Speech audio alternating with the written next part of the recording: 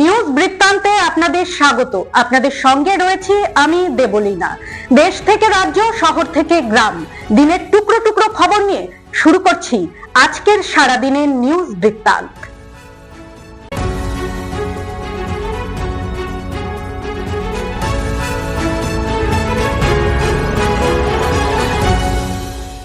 সারাদিনের নিউজ বৃত্তান্ত নিবেদন করছেন জুয়েলার্স, সোনা যা সর্বক্ষণের।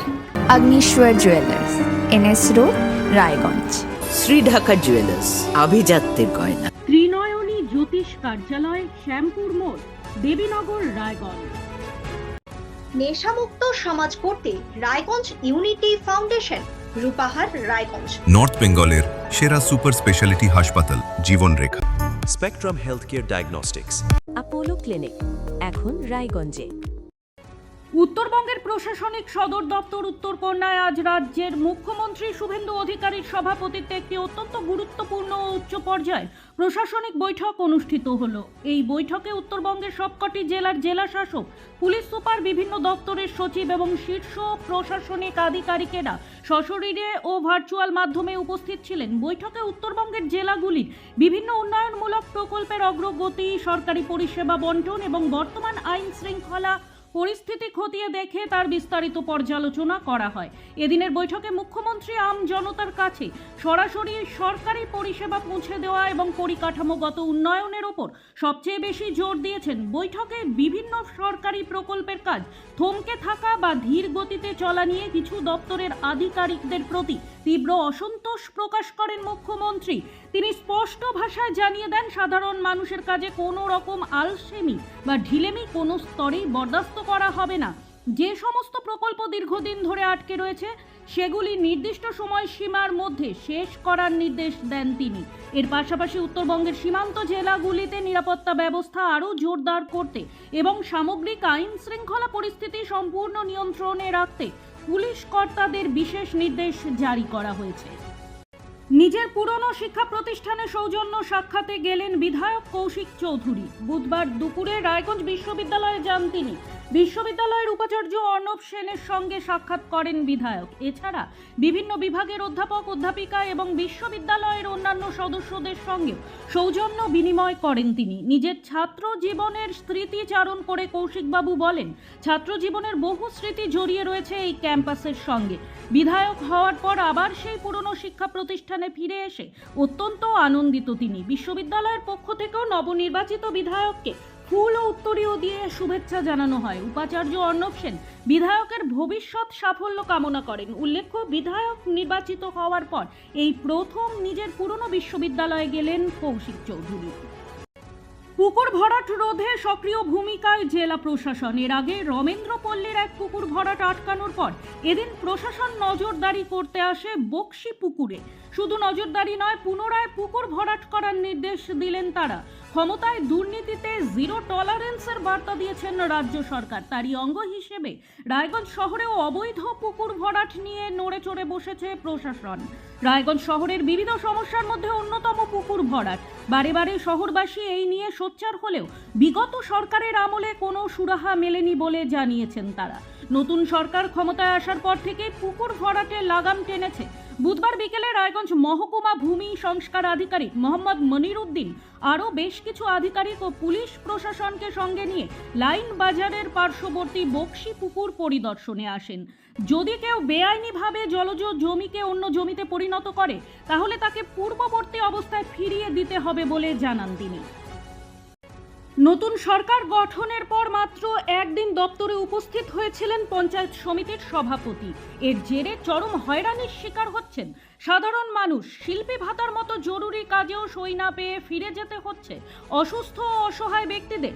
রায়গঞ্জ ব্লকের গৌরী গ্রাম পঞ্চায়েতের বাসিন্দা কানু সিংহ অভিযোগ করে জানান, এলাকার এক হাঁটতে না পারা অসুস্থ ব্যক্তি শিল্পী ভাতার ফর্মে সভাপতির সই করাতে এক সপ্তাহ ধরে পঞ্চায়েত সমিতির দপ্তরে যাতায়াত করছেন, কিন্তু সভাপতির দেখা মেলেনি। ফলে কাজের কোনো অগ্রগতি হয়নি।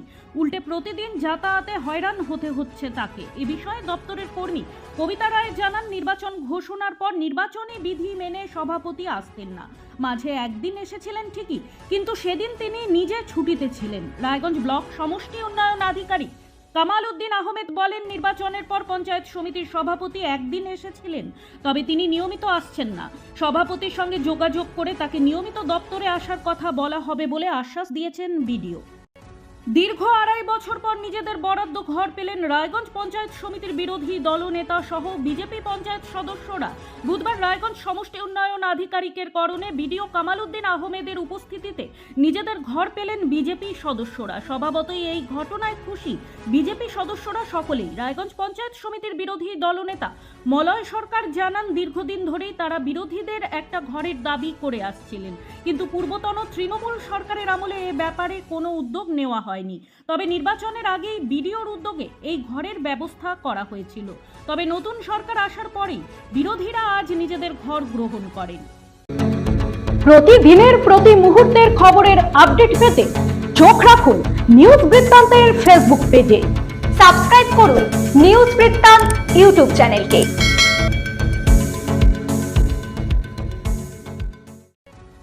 রায়গঞ্জ পৌরসভার বিভিন্ন দুর্নীতি ও নাগরিক সমস্যা নিয়ে প্রশাসকের কাছে ডেপুটেশন দিল উত্তর দিনাজপুর জেলা কংগ্রেস কমিটি। বুধবার বিকেলে রায়গঞ্জ পৌরসভার প্রশাসক তথা রায়গঞ্জের মহকুমা শাসক তন্ময় ব্যানার্জির কাছে এই ডেপুটেশন জমা দেওয়া হয়। ডেপুটেশনে নেতৃত্ব দেন জেলা কংগ্রেস সভাপতি তথা রায়গঞ্জ পৌরসভার প্রাক্তন দীর্ঘদিনের চেয়ারম্যান মোহিত সেনগুপ্ত। এদিন মোহিত সেনগুপ্ত অভিযোগ করেন, রায়গঞ্জ পৌরসভার একাধিক বিভাগে দীর্ঘদিন ধরে নানা অনিয়ম ও দুর্নীতি চলছে। শুধু অবকাঠামোগত সমস্যাই নয়, পৌর কর্মচারীদের নিয়মিত বেতন না পাওয়া এবং অবসরপ্রাপ্ত কর্মীদের পেনশন সংক্রান্ত সমস্যাও ডেপুটেশনে তুলে ধরা হয়। হেমতাবাদ ব্লকের চৈনগর গ্রাম পঞ্চায়েতে হানা বিডিও বিশ্বজিৎ দত্তের। বুধবার দুপুরে চৈনগর গ্রাম পঞ্চায়েতের পুকুর ডাকের টাকার হিসেবে অসঙ্গতি খতিয়ে দেখতে এবং সরকারি প্রকল্পের কাজের খোঁজ নিতে যান বিডিও বিশ্বজিৎ দত্ত। দীর্ঘদিন ধরে সরকারি প্রকল্পের কাজের অস্বচ্ছতা এবং দুর্নীতির অভিযোগ উঠেছিল। বুধবার এই সমস্ত অভিযোগের ভিত্তিতে তিনি চৈনগর গ্রাম পঞ্চায়েত পরিদর্শনে যান। প্রধান সহ পঞ্চায়েতের সকলকে নিয়ে এদিন তিনি সমস্ত কাজের হিসাব খতিয়ে দেখেন।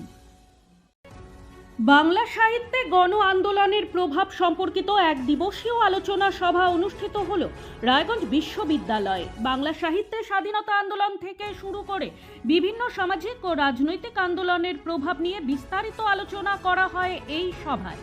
বুধবার রায়গঞ্জ বিশ্ববিদ্যালয়ের প্রিয়রঞ্জন দাসমুন্সী মেমোরিয়াল হলে আয়োজিত এই আলোচনা সভায় উপস্থিত ছিলেন রায়গঞ্জের বিধায়ক কৌশিক চৌধুরী, রায়গঞ্জ বিশ্ববিদ্যালয়ের উপাচার্য ডক্টর অর্ণব সেন ও সাহিত্য একাডেমির প্রোগ্রাম অফিসার অভিষেক রথ। এছাড়াও বিভিন্ন শিক্ষা প্রতিষ্ঠান থেকে আগত অধ্যাপক, শিক্ষক শিক্ষিকা ও ছাত্রছাত্রীরা এই অনুষ্ঠানে অংশগ্রহণ করে। উপস্থিত সকলকে স্বাগত জানিয়ে সাহিত্য একাডেমির তরফে অভিষেক রথ নিজের বক্তব্যে বলেন, বাংলা সাহিত্য বরাবরই বিভিন্ন সামাজিক আন্দোলন, মানুষের অধিকার আদায়ের লড়াই ও পরিবর্তনের ইতিহাসকে তুলে ধরেছে। তাই সাহিত্য ও গণ আন্দোলন একে অপরের সঙ্গে সম্পৃক্ত। রায়গঞ্জ বিশ্ববিদ্যালয়ের উপাচার্য ডক্টর অর্ণব সেন বলেন, সাহিত্য কেবলমাত্র বিনোদনের মাধ্যম নয়, সমাজ চেতনা গড়ে তোলার অন্যতম শক্তিশালী হাতিয়ার। ইতিহাসের বিভিন্ন গণ আন্দোলন সাহিত্যকে প্রভাবিত করেছে এবং সাহিত্যের মাধ্যমে সমাজে পরিবর্তনের বার্তা পৌঁছে গেছে। বিধায়ক কৌশিক চৌধুরী এই উদ্যোগকে সাধুবাদ জানিয়ে বলেন, রায়গঞ্জ বিশ্ববিদ্যালয় এবং সাহিত্য একাডেমির এই কর্মকাণ্ড অত্যন্ত প্রশংসনীয়। ওরিয়েন্ট চ্যারিটেবল সোসাইটির পক্ষ থেকে বুধবার আয়োজিত হলো এক স্বেচ্ছা রক্তদান শিবির। রায়গঞ্জের উকিলপাড়ায় ওরিয়েন্টেবল সোসাইটির কার্যালয়ে অনুষ্ঠিত এই রক্তদান শিবিরে প্রায় 50 জন স্বেচ্ছা রক্তদাতা রক্তদান করেন।